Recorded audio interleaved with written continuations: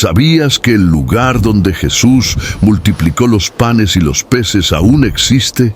¿Y que es posible ver la piedra donde Él habría colocado los alimentos antes de bendecirlos? Y más impresionante, hay un lugar descubierto recientemente que puede haber preservado huellas del propio Mesías grabadas en la historia, literalmente. A lo largo de los siglos, muchos de estos lugares han sido olvidados, destruidos o transformados, pero otros permanecen vivos, preservando no solo piedras y estructuras, sino ecos de una presencia que cambió el mundo. En esta jornada, vamos a explorar 15 lugares emblemáticos por donde Jesús caminó, predicó, oró, lloró, curó, y donde la fe aún pulsa. Algunos están entre los más conocidos de la historia, otros casi nadie ha oído hablar. Pero todos ellos guardan algo en común. Son portales entre el tiempo y la eternidad. Y el último de la lista es simplemente increíble. Y mientras revelamos estos escenarios sorprendentes donde el tiempo parece haber dejado de existir, tiene sentido caminar juntos de aquí en adelante. Hay mucho más por venir, así que aprovecha y suscríbete al canal. Así, cada nuevo paso de este descubrimiento llega directamente a ti. Belén, una pequeña ciudad situada al sur de Jerusalén, guarda uno de los hitos más emblemáticos de la fe cristiana. El lugar donde, según el Evangelio de Lucas, capítulo 2, versículo 7, María dio a luz a Jesús y lo colocó en un pesebre. La simplicidad del escenario contrasta con la grandeza del evento que allí ocurrió. Hoy en día, este lugar está identificado por la Basílica de la Natividad, una de las iglesias más antiguas del mundo, aún en uso, construida originalmente en el siglo IV por el emperador Constantino. Ella alberga la Gruta de la Natividad, donde una estrella de plata marca el punto exacto que, según la tradición, sería el lugar del nacimiento del Mesías. Al entrar en la basílica, la atmósfera cambia. El silencio respetuoso de los peregrinos, el aroma de incienso y la arquitectura antigua crean una sensación de profunda reverencia. Aunque ha pasado por restauraciones a lo largo de los siglos, gran parte de su estructura original permanece, incluyendo mosaicos bizantinos y columnas que han sido testigos de innumerables generaciones de fieles. La gruta subterránea, iluminada por lámparas suspendidas, invita a la reflexión y a la humildad ante el misterio de la Encarnación. En los alrededores de la basílica, Belén revela una ciudad que, a pesar de las tensiones políticas, sigue viva, pulsante y repleta de fe. El comercio local se ha adaptado al flujo constante de peregrinos, ofreciendo desde artesanías cristianas hasta antigüedades. Muchos habitantes mantienen viva la tradición de la hospitalidad, viendo el turismo religioso como una misión espiritual, no solo como sustento económico. La vida cotidiana se entrelaza con lo sagrado de forma casi natural. Visitar Belén es reencontrar la humanidad de Dios revelada en la vulnerabilidad de un recién nacido. Allí, el Verbo se hizo carne, como dice Juan capítulo 1, versículo 14. Y al ver cómo está hoy este lugar, es imposible no emocionarse con la continuidad de la devoción y el esfuerzo por preservar una herencia que trasciende los siglos. Aun cuando el escenario cambia, la esencia del acontecimiento permanece intacta en el corazón de quienes llegan allí.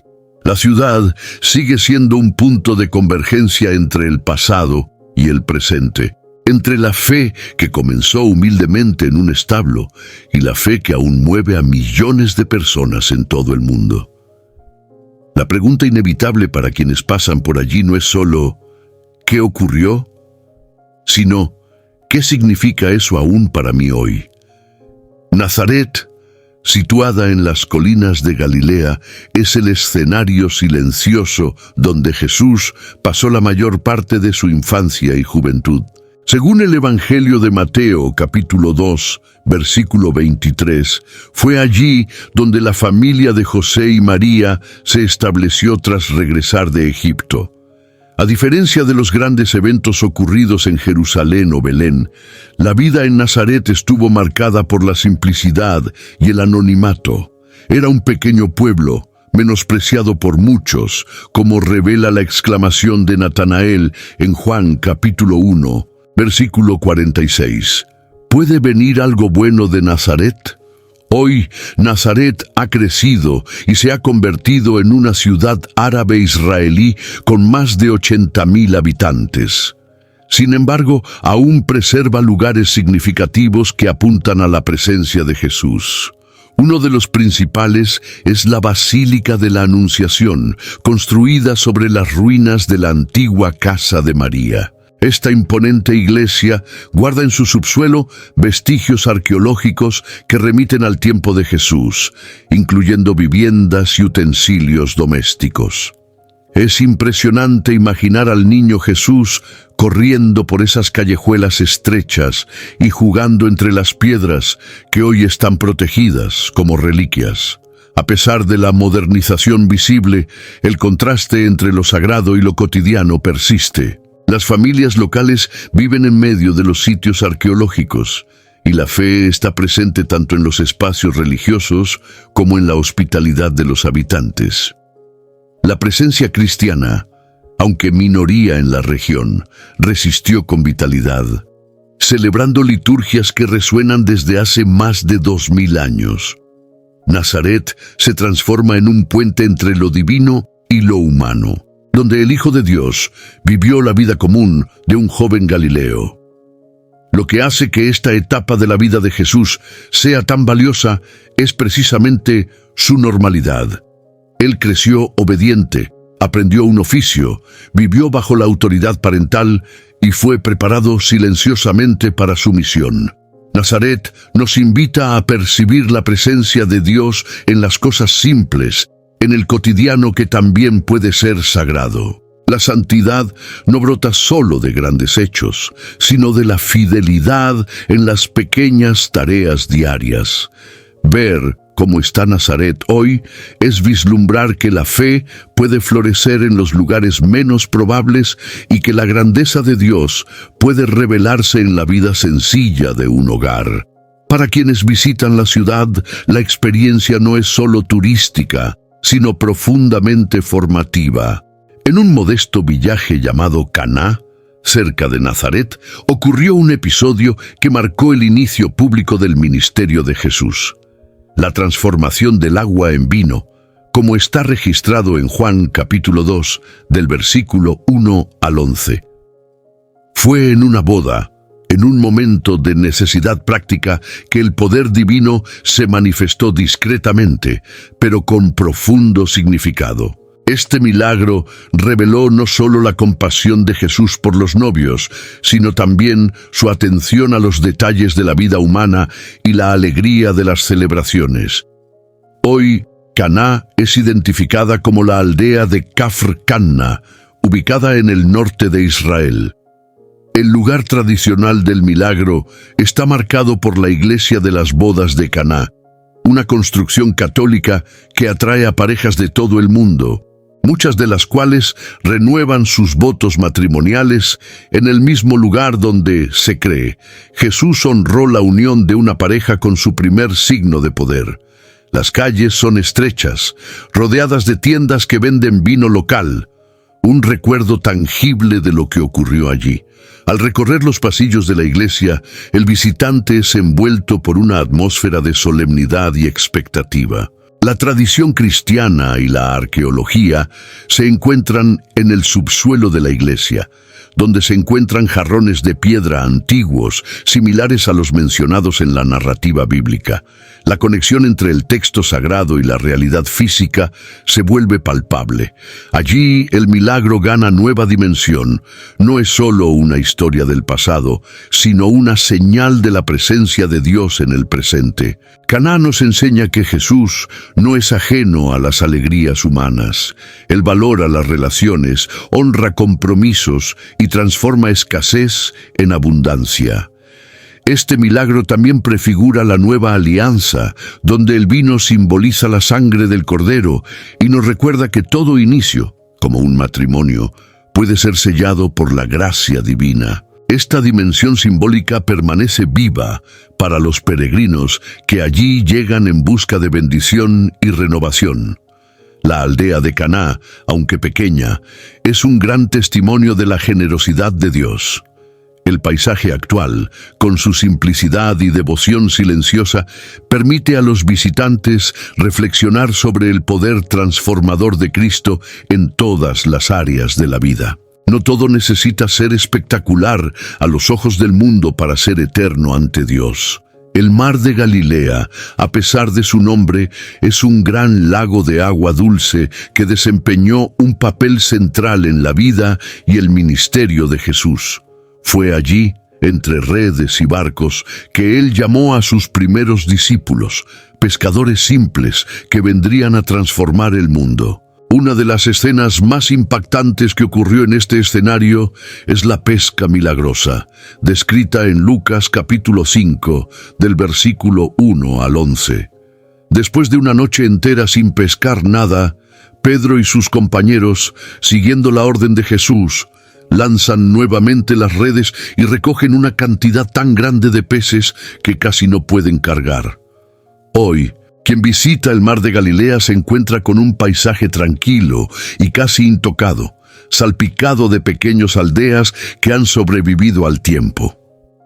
La ciudad de Tiberíades, a orillas del lago, es uno de los puntos más visitados, pero hay lugares menos turísticos y más silenciosos que ayudan al visitante a imaginar cómo era ese tiempo. Las aguas tranquilas aún reflejan la luz del atardecer como espejos, y los pescadores continúan lanzando sus redes, manteniendo tradiciones milenarias. La espiritualidad de este lugar es envolvente. El sonido de las olas suaves, el vuelo de las aves, la brisa que sopla sobre las aguas, todo coopera para crear una atmósfera de encuentro y llamado. Muchos peregrinos relatan experiencias de renovación espiritual al contemplar el mismo horizonte que los discípulos un día vieron. El mar de Galilea se ha convertido, por eso, en un símbolo de conversión y misión, donde lo ordinario se transforma en extraordinario en manos del Salvador. La pesca milagrosa, además de demostrar el poder de Jesús, también revela un principio eterno. La obediencia abre camino a la abundancia. Pedro, al declarar, «Por tu palabra lanzaré las redes», ofrece una de las mayores declaraciones de fe práctica en las Escrituras. No era lógica, sino confianza, y este tipo de confianza aún se requiere de aquellos que deciden seguir al Maestro, incluso sin entender completamente los designios divinos. El lago sigue allí, silencioso, pero cargado de memorias. Sus orillas cuentan historias y sus aguas aún ecoan el llamado, «Sígueme». Para quien contempla ese escenario, la impresión es que el tiempo desacelera, permitiendo que el alma respire y escuche nuevamente la voz que una vez ecoó sobre esas mismas aguas. Subiendo una colina cercana al mar de Galilea, se llega al lugar tradicionalmente identificado como el Monte de las Bienaventuranzas. Fue en este ambiente elevado, con vista amplia al lago y a los campos de Galilea, que Jesús pronunció uno de los discursos más transformadores de la historia, el Sermón de la Montaña. Mateo capítulos 5 a 7 registra esta enseñanza que se convirtió en fundamento ético y espiritual no solo para los cristianos, sino para la humanidad. Allí, Jesús reveló el carácter del reino de Dios, comenzando con palabras desconcertantes. «Bienaventurados los pobres en espíritu». El lugar actual está marcado por una iglesia octogonal, construida por los franciscanos en el siglo XX, cuyos 8 lados representan las 8 bienaventuranzas. Sus jardines floridos y bancos de piedra invitan a la contemplación. Más que un punto turístico, el Monte de las Bienaventuranzas es un espacio de meditación profunda. La tranquilidad que envuelve el lugar contrasta con el impacto radical de las palabras de Jesús, que allí desafió estructuras religiosas, sociales y políticas. Estar allí es percibir que el reino que Jesús propuso no se conquista por la fuerza, sino por la humildad. Sus palabras subvierten la lógica del mundo, exaltando a los que lloran, a los mansos, a los que tienen hambre y sed de justicia. Y esta enseñanza, aún hoy, continúa vigente y necesaria, especialmente en tiempos marcados por la desigualdad, el orgullo y la autosuficiencia. Cada piedra y cada flor del monte parecen guardar el eco de estas palabras eternas. Es interesante notar cómo Jesús eligió la altura para enseñar, no para exaltarse, sino para ser escuchado por todos. Al mirar el valle abajo, se entiende por qué multitudes se reunían allí. El ambiente era natural para una acústica perfecta, y el mensaje alcanzaba lejos. Aquellos que escucharon salieron de allí diferentes. Muchos fueron sanados, no solo en el cuerpo, sino en la manera de ver la vida. Hoy, el Monte de las Bienaventuranzas sigue siendo un púlpito natural desde donde el Evangelio aún es proclamado. Cada peregrino que sube hasta allí lleva consigo preguntas y penas, y muchos bajan con respuestas y esperanza renovada. Es un lugar donde el cielo parece tocar la tierra y donde todavía se oye en silencio la dulce voz del Maestro. Cafarnaúm, situada a la orilla del mar de Galilea, fue llamada por Mateo capítulo 4, versículo 13, la ciudad de Jesús. Fue allí donde él estableció su base ministerial tras dejar Nazaret. El pueblo de pescadores se convirtió en escenario de muchos de sus milagros y enseñanzas, siendo un punto de convergencia entre lo divino y lo cotidiano. Fue en Cafarnaúm donde Jesús sanó al siervo del centurión, liberó al hombre endemoniado en la sinagoga y sanó a la suegra de Pedro, revelando poder y compasión en medio de la rutina común de un poblado sencillo. Las excavaciones arqueológicas realizadas en el lugar sacaron a la luz estructuras notables, como la sinagoga de piedra blanca construida sobre otra más antigua, donde es posible que Jesús haya enseñado. Al lado se encuentran los restos de la casa que se cree fue de Pedro, identificada por inscripciones cristianas antiguas. Una moderna iglesia suspendida fue construida sobre este sitio con piso de vidrio, permitiendo a los visitantes mirar directamente a las ruinas de abajo. Caminar por las calles estrechas de Cafarnaúm es como recorrer un escenario congelado en el tiempo. Las piedras gastadas por los pasos de generaciones son testigos de una fe que resiste. El silencio del lugar es roto solo por las oraciones de los peregrinos y el sonido del viento que viene del lago. No hay forma de no imaginar a Jesús caminando por esas calles, encontrando a las personas con una mirada que transformaba destinos. Cafarnaúm no fue solo un punto geográfico de apoyo, sino el símbolo de la cercanía de Dios con la vida humana. Allí, lo sagrado se manifestaba en casas comunes, en comidas compartidas, en encuentros espontáneos. Jesús se hizo vecino, mostró que el reino comienza en casa, entre las conversaciones de la sala y los gestos simples de la vida familiar. La ciudad nos recuerda que grandes milagros pueden nacer de corazones abiertos en lo cotidiano. Aunque hoy en ruinas, Cafarnaúm sigue viva para quien tiene ojos de fe. Cada piedra lleva consigo recuerdos, y cada sombra entre las ruinas parece guardar ecos de las palabras del Maestro. Es imposible salir de allí de la misma forma en que se entró. En cada rincón hay una invitación a la fe práctica, a la entrega genuina y a la vivencia diaria del Evangelio.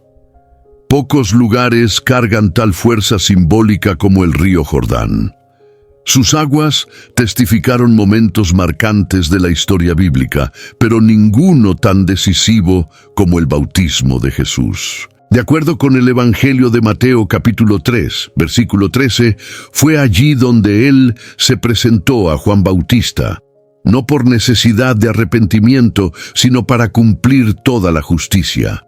Al emerger de las aguas, los cielos se abrieron, el Espíritu Santo descendió como una paloma y la voz del Padre resonó: «Este es mi Hijo amado, en quien me complazco». Hoy hay dos principales lugares reconocidos como posibles puntos del bautismo: Qasr el Yahud, más cercano a Jericó, y Yardenit, en el norte de Israel. Ambos están preparados para recibir peregrinos que desean renovar su compromiso espiritual a través de las aguas. El escenario es simple, pero la emoción es profunda. Muchos se arrodillan en la orilla, lloran, oran y se sumergen, reviviendo simbólicamente la experiencia de nuevo nacimiento. El río Jordán no es ancho ni imponente a primera vista. Sus aguas son modestas y corren tranquilas. Sin embargo, su importancia trasciende el aspecto físico. Es el punto de encuentro entre el cielo y la tierra, entre la vieja vida y la nueva creación. Jesús, al entrar en ese río, descendió a las profundidades de la condición humana para elevar a la humanidad a la dignidad de la filiación divina. El gesto fue un acto de identificación con los pecadores, una anticipación del sacrificio que vendría. En las márgenes del Jordán, comprendemos que el bautismo no es solo un rito religioso, sino un hito existencial. Allí somos recordados de que no hay transformación sin entrega, y no hay vida con Dios sin pasar por la renuncia. Las aguas cargan ese simbolismo, lavan, entierran al viejo hombre y hacen emerger a una nueva criatura. Por eso, este punto sigue siendo uno de los más buscados por cristianos de todo el mundo. Al mirar al Jordán actual, entre rituales de fe y silencio reverente, el alma es confrontada con la decisión que cambió el curso de la historia. Jesús se hizo siervo, se humilló y nos enseñó que el camino de la gloria pasa por la obediencia. Aquellas aguas que una vez tocaron al Hijo de Dios siguen corriendo como un recordatorio permanente de la gracia que nos alcanza. A las márgenes del mar de Galilea, en una región llamada Tabga, ocurrió uno de los signos más conmovedores del ministerio de Jesús: la multiplicación de los panes y los peces.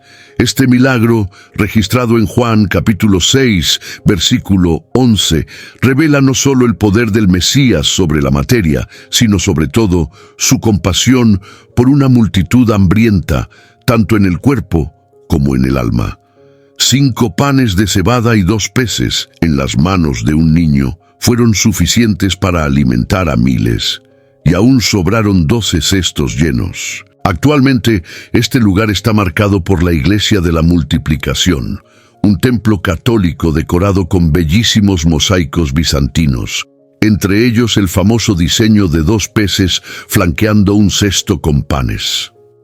El altar de la iglesia fue construido sobre la piedra donde, según la tradición, Jesús habría colocado los alimentos antes de bendecirlos. El ambiente transmite una calma profunda, con jardines bien cuidados y una vista que se abre hacia el lago, remitiendo directamente a la simplicidad del milagro. Estar en Tabga es reflexionar sobre cómo Dios utiliza lo poco para realizar lo mucho. Jesús no actuó solo. Él invitó a los discípulos a distribuir el alimento, convirtiéndolos en partícipes del milagro. Esto nos muestra que la provisión divina no excluye la cooperación humana.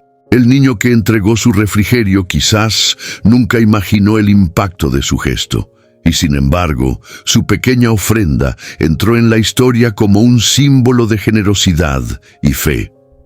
Este milagro también ecoa los gestos de Jesús en la última cena, anticipando la partición del pan como expresión máxima de amor. Tabgha se convierte entonces en un recordatorio de la mesa que se extiende a todos, donde no falta lugar ni alimento. En tiempos de escasez, ansiedad e individualismo, el milagro de la multiplicación habla en voz alta sobre confiar, repartir y creer que lo poco con Dios es suficiente. En las piedras antiguas y en las aguas calmadas, este lugar aún comunica esperanza. Es imposible estar allí y no preguntarse, ¿qué tengo en las manos que puedo ofrecer? Tabgha no es solo un hito histórico, es una invitación a participar en la obra de Dios con todo aquello que, por menor que parezca, puede alimentar multitudes cuando es consagrado. En Jerusalén, entre callejones estrechos y piedras gastadas por el tiempo, se encuentra la Vía Dolorosa, el camino tradicional que marca los últimos pasos de Jesús hacia el Calvario. Según el Evangelio de Juan capítulo 19, versículo 17, fue cargando su cruz que él recorrió esta trayectoria rumbo al lugar llamado Gólgota. Cada metro recorrido allí ecoa dolor, redención y amor sacrificial. Es imposible caminar por estas calles sin sentir el peso simbólico de lo que allí aconteció. La Vía Dolorosa comienza cerca del lugar donde se cree que fue el pretorio romano, donde Pilato lavó las manos y entregó a Jesús a la crucifixión. A lo largo del recorrido hay 14 estaciones que recuerdan eventos como la caída de Jesús, el encuentro con María, la ayuda de Simón Cirineo y el consuelo a las mujeres de Jerusalén. Muchas de estas estaciones están integradas a iglesias, capillas y muros antiguos que silenciosamente atestiguan la fe de siglos. Hoy, la Vía Dolorosa es atravesada diariamente por peregrinos que rehacen el trayecto con oraciones, cantos y lágrimas. El ruido del comercio local, que convive con la devoción de los fieles, crea un contraste entre lo sagrado y lo profano, como si el sufrimiento de Cristo aún estuviera entrelazado con la dura realidad del mundo. Y tal vez lo esté. La caminata es densa, introspectiva. Cada paso evoca el precio del perdón, la profundidad de la entrega y la seriedad del pecado.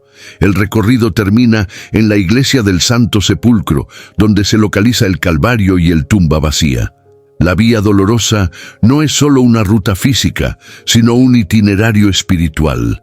Nos invita a cargar la cruz diariamente, como Jesús instruyó en Lucas capítulo 9, versículo 23. El camino del discipulado pasa por la renuncia, por el sufrimiento, pero también por la certeza de la resurrección que aguarda al final.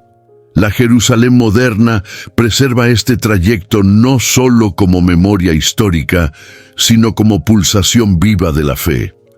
Al caminar por allí, entre el pasado y el presente, el peregrino redescubre su propia jornada con Cristo. La Vía Dolorosa sigue siendo un llamado silencioso a vivir con la misma entrega del hombre de dolores.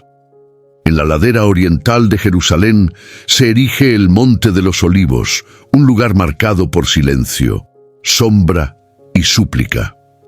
Entre sus olivos centenarios, Jesús vivió momentos de profunda angustia y oración, como relata el Evangelio de Lucas capítulo 22, versículo 44, cuando, tomado de agonía, oró intensamente y su sudor se convirtió en gotas de sangre. El Getsemaní, jardín ubicado en la base de la montaña, se convirtió en el escenario de la rendición total del Hijo al plan del Padre, donde él declaró: «No se haga mi voluntad, sino la tuya». Hoy, el Monte de los Olivos es uno de los puntos más emblemáticos de Jerusalén. Desde lo alto se avista toda la ciudad antigua, incluyendo el Domo de la Roca, la muralla y el Valle de Cedrón. Allí se encuentran ubicadas iglesias históricas como la Iglesia de Todas las Naciones, construida junto al Getsemaní, con vitrales oscuros que crean una atmósfera de luto y reflexión. Cerca de allí, los árboles antiguos siguen en pie y muchos creen que algunos de ellos datan de la época de Jesús. Sus troncos retorcidos parecen cargar siglos de oración. Este escenario nos invita a entrar en un espacio de profunda entrega espiritual. La oración de Jesús no fue serena, sino dolorosa. Él sabía lo que le esperaba, pero eligió someterse. El Monte de los Olivos representa el momento en que la decisión fue sellada en el corazón del Salvador antes de ser consumada en la cruz. Es allí donde vemos el ápice de la obediencia, una entrega sin reservas, incluso ante el sufrimiento inminente. Para los peregrinos que llegan allí hoy, el desafío es revivir esta experiencia interiormente. El monte nos enseña que la fe verdadera se manifiesta en los momentos de lucha interna, cuando somos llamados a decir sí a la voluntad divina, incluso si contraría nuestros deseos más profundos. Allí, el discipulado encuentra su definición más clara. Seguir a Jesús también es cargar la cruz de la rendición. El silencio del Getsemaní sigue resonando en el alma de quienes lo visitan. Cada piedra y cada hoja parecen repletas de súplicas antiguas y, más que cualquier explicación, este lugar habla al corazón. Recuerda que la verdadera fuerza espiritual nace de la oración solitaria, de las lágrimas sinceras y de la decisión de obedecer, incluso cuando todo en nosotros quiere huir. Pocos lugares en el mundo cargan un peso tan denso como el Gólgota, también llamado Calvario. Fue allí, fuera de las murallas de la antigua Jerusalén, donde Jesús fue crucificado entre dos ladrones, coronado de espinas y abandonado por la multitud.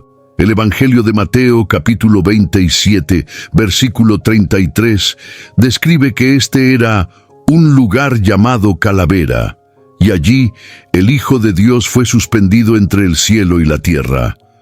La cruz no fue solo un instrumento de tortura, sino el altar de la redención del mundo.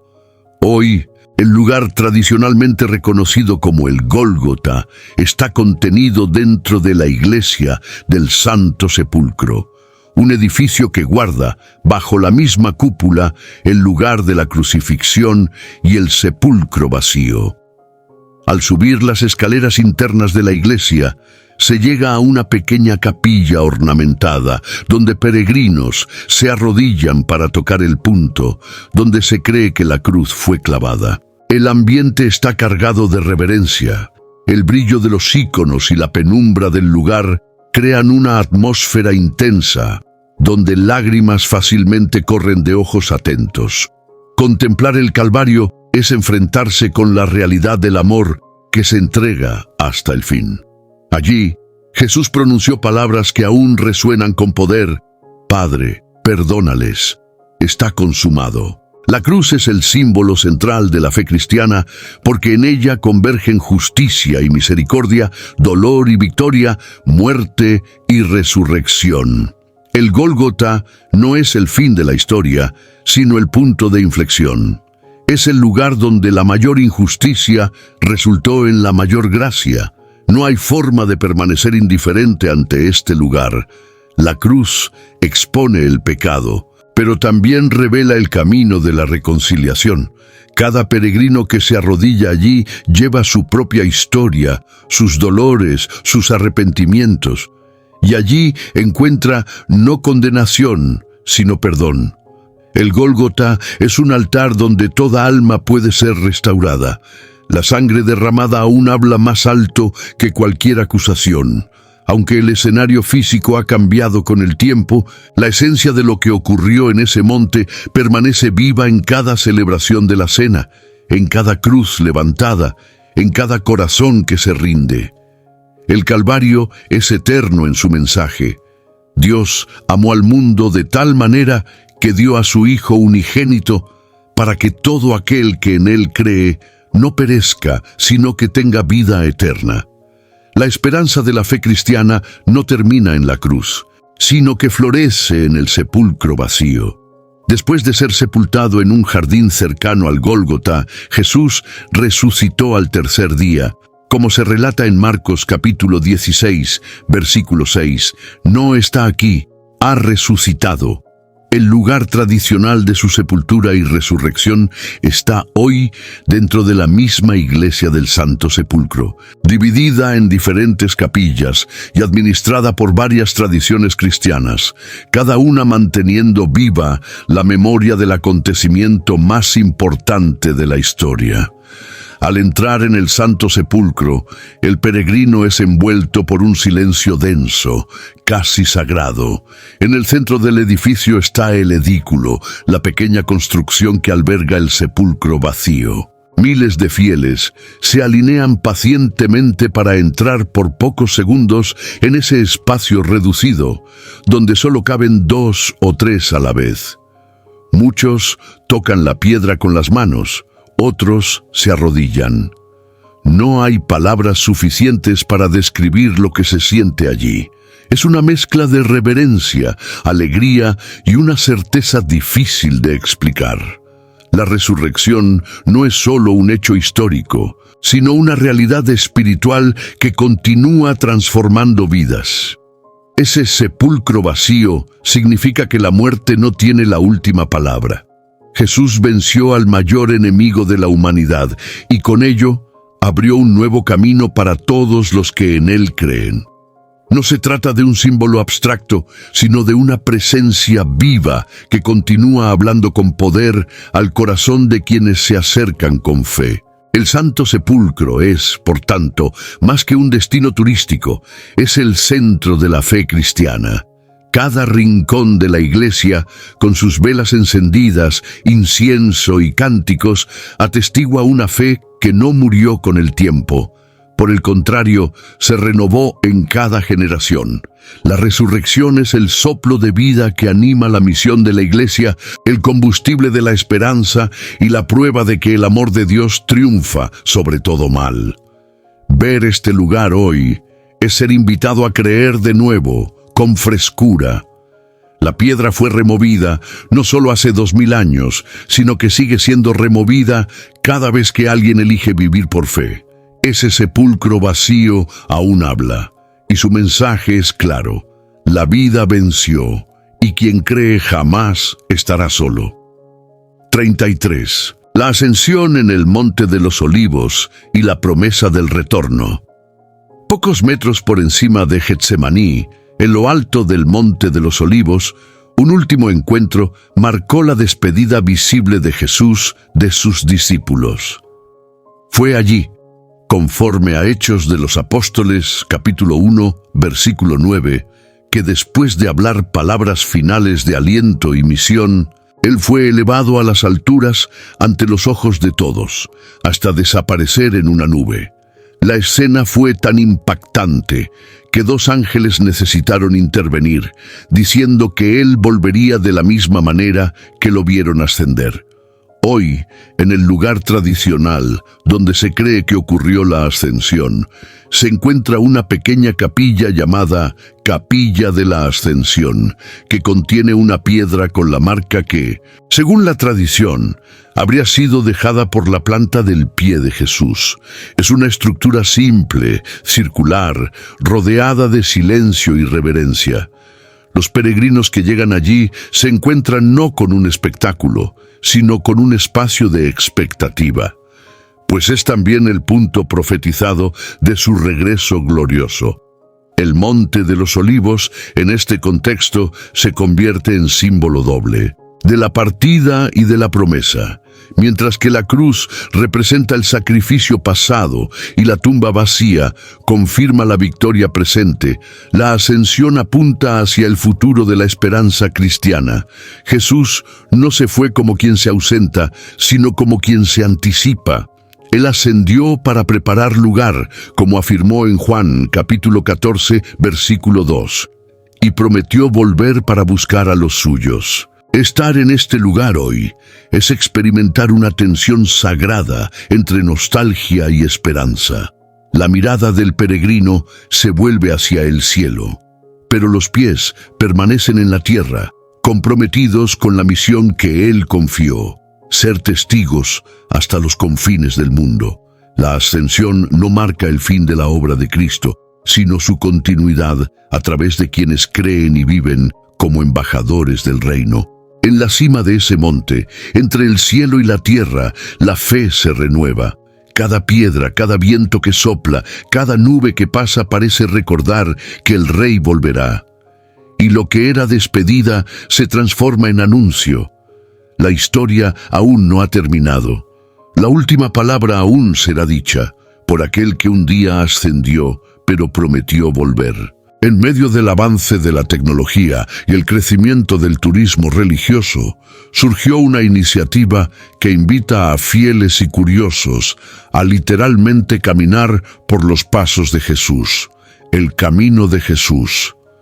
Esta senda moderna, con aproximadamente 65 kilómetros de extensión, conecta Nazaret con el mar de Galilea y pasa por lugares como Séforis, Caná, el monte Arbel y Cafarnaúm. Se trata de un recorrido diseñado en base a rutas históricas que Jesús posiblemente recorrió en su vida y ministerio en Galilea. A lo largo del trayecto, el peregrino se enfrenta a paisajes que mezclan lo antiguo y lo nuevo. Se camina entre plantaciones de olivos, ruinas romanas, montañas de vista panorámica y aldeas que aún conservan el ritmo tranquilo del campo. La experiencia es tanto física como espiritual. No es solo un paseo, es una peregrinación que permite meditar, orar y reflexionar sobre las palabras y obras del Maestro. La belleza del camino de Jesús radica en el reencuentro con el tiempo del caminar. Vivimos en una era de prisa, pero Jesús vivió en un ritmo de presencia. Él caminaba con las personas, se detenía a escuchar, sanaba en el camino, enseñaba mientras caminaba. El Evangelio de Marcos, capítulo 10, versículo 52, relata que, después de sanar al ciego Bartimeo, Él lo seguía por el camino. Caminar con Jesús siempre fue más que seguir pasos, es aprender con cada paso. Muchos que recorren la senda reportan profundas transformaciones interiores. El cansancio del cuerpo contrasta con el renuevo del alma. Al exponerse a la naturaleza y la simplicidad del trayecto, muchos redescubren la fe, reevalúan prioridades y reconocen la presencia de Dios en los detalles. La senda se convierte en un espejo del discipulado. Exige esfuerzo, enfoque, comunión y perseverancia. Lo más impresionante es darse cuenta de que 2000 años después todavía es posible, de forma concreta, seguir los caminos del Mesías. Y al hacerlo, descubrimos que el suelo por donde Él caminó sigue siendo fértil, no solo en tierra, sino en significado. El camino de Jesús nos recuerda que el Evangelio es un camino que se vive y no solo una creencia que se declara. Poco hablado por mucho tiempo y casi olvidado en los mapas sagrados, un lugar sorprendente emergió de las excavaciones arqueológicas en las últimas décadas. Magdala, la ciudad natal de María Magdalena, situada a las orillas del mar de Galilea, cerca de Tiberíades, esta antigua aldea pesquera se reveló con impresionante riqueza histórica y espiritual. El Evangelio de Lucas, capítulo 8, versículo 2, menciona a María como aquella de quien Jesús expulsó 7 demonios y que, tras su liberación, comenzó a seguirlo con fidelidad inquebrantable. Lo que hace a Magdala increíble no es solo su redescubrimiento, sino el estado de conservación y la importancia espiritual que lleva. Arqueólogos encontraron allí una sinagoga del primer siglo con mosaicos intactos, columnas preservadas y un artefacto único llamado Piedra de Magdala, que presenta el más antiguo símbolo del menorá fuera de Jerusalén. Es prácticamente seguro que Jesús estuvo allí y muy probablemente enseñó en esa sinagoga, ya que el Evangelio afirma que Él recorrió todas las ciudades de Galilea enseñando en las sinagogas. Además de los descubrimientos históricos, El lugar alberga hoy un centro de espiritualidad llamado Duc in Altum. Avanza hacia aguas más profundas, expresión dicha por Jesús en Lucas capítulo 5, versículo 4. El centro está dedicado especialmente a la dignidad de la mujer en la fe cristiana, con capillas bellísimas dedicadas a las discípulas del Señor.